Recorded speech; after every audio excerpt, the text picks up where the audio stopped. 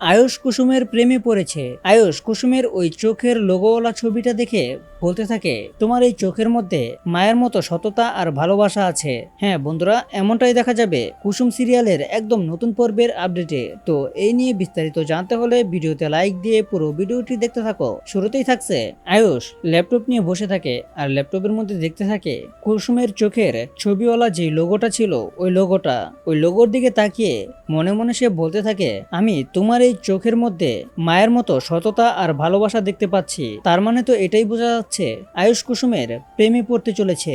অপরদিকে দেখা যায় কুসুম বাড়িতে একা একা বসে কান্নাকাটি করতে থাকে। আমি নাও হতে পারবো ছোট সাহেবের যোগ্য স্ত্রী, না আমি ভুলতে পারবো এই সব কিছু।